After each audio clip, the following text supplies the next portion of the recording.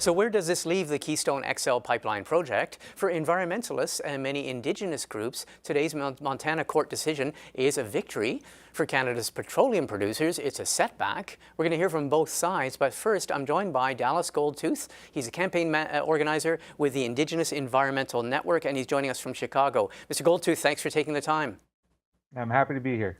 Okay, first of all, your reaction to today's decision by the federal court in Montana. Well, first of all, this is a decisive victory. This is a battle victory in this long-standing fight against TransCanada's Keystone XL pipeline.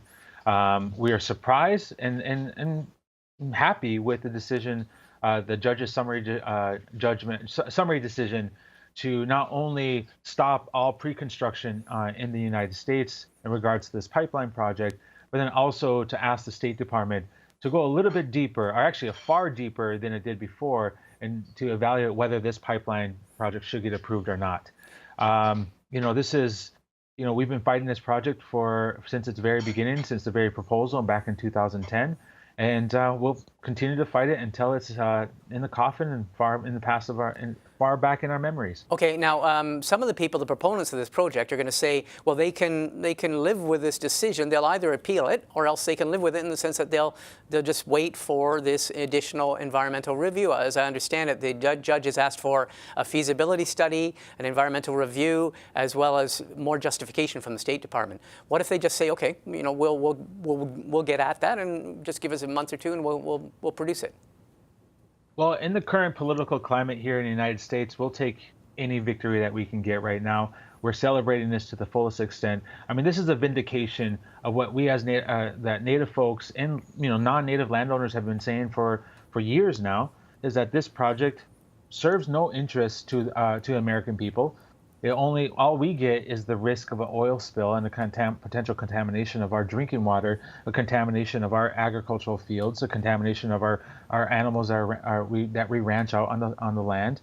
And right now with Trump, the court decision that just came out, it also vindicates that what he did in approving this pipeline was illegal. Okay, the president's been on. We just played a clip from the president. He's saying, "Oh no, we'll appeal this. We'll take it to a higher court. We can beat this." What do you say faced with that, sort of, with the administration, for example, with what they're saying?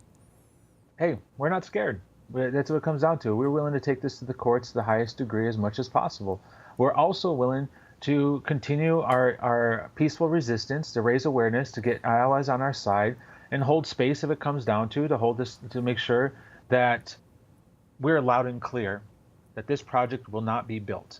Okay, one question I had was, were you expecting this victory? Were you expecting this judgment from the Montana federal court judge? Well, we got inklings that we might get something in favor of our lawsuit, but not to the extent that what we saw in the judgment itself.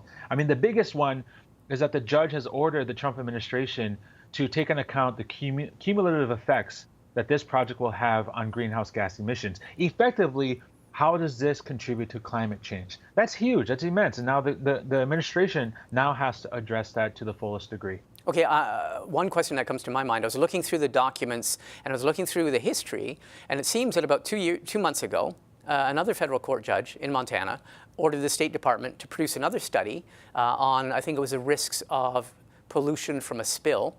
The State Department whipped up that study in a month, and that allowed TransCanada to come back and say, okay, given that, we've now been given a green light and we can go ahead next year. Do you have any concerns that with the State Department and the administration, you might see compliance with what the judge is ordering, and you could be basically seeing this moving ahead still, notwithstanding this ruling?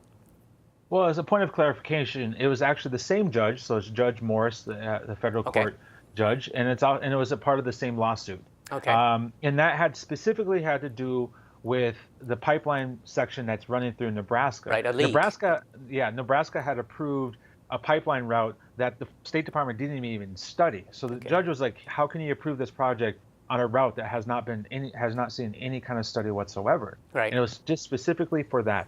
Now, this is a waiting game.